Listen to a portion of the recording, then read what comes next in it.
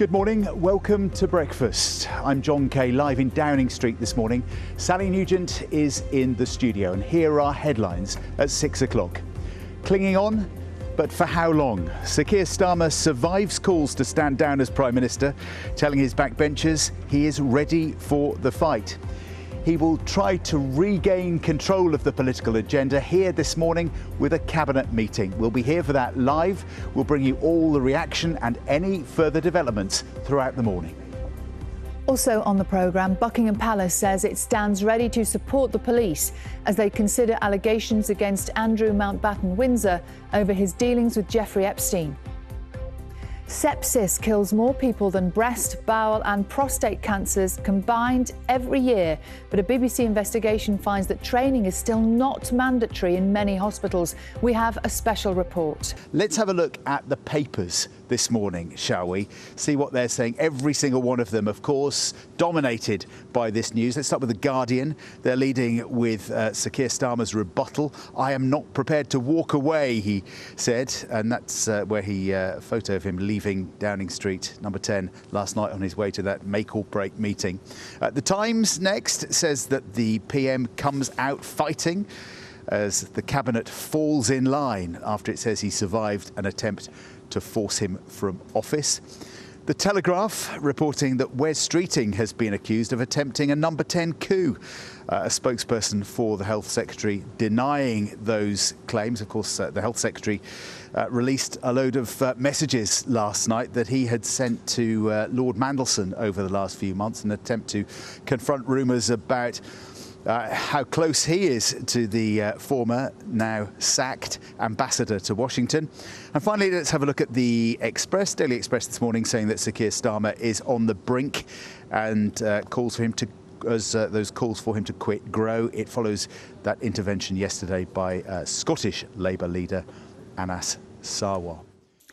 £5 billion worth of debt accrued by English councils through their support of youngsters with special educational needs is to be written off. It comes days after the Local Government Association warned that 8 in 10 local authorities would face bankruptcy if they had to honour SEND deficits. The government says councils will begin to receive the money this autumn.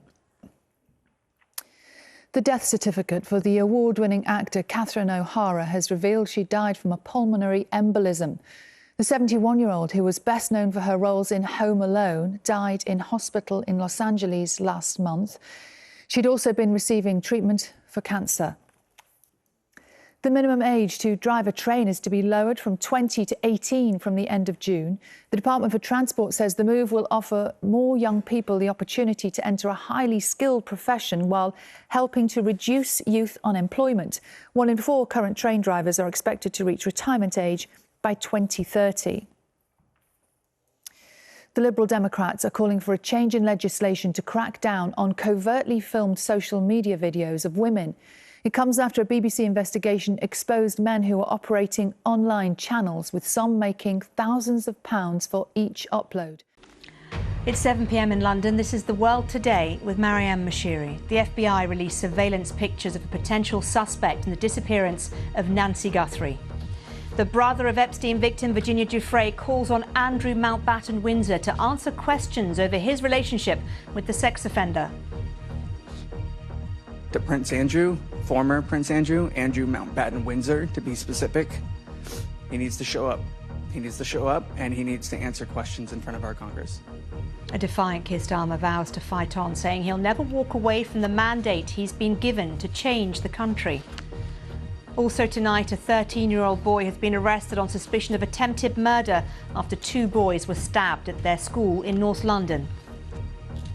Also coming up on The World Today, as heavy downpours continue, around 100 flood warnings remain in place. We look at why British winters are getting wetter. And we speak to the Ukrainian goalkeeper who scored an extraordinary last-minute goal to send his team, Benfica, into the Champions League playoffs.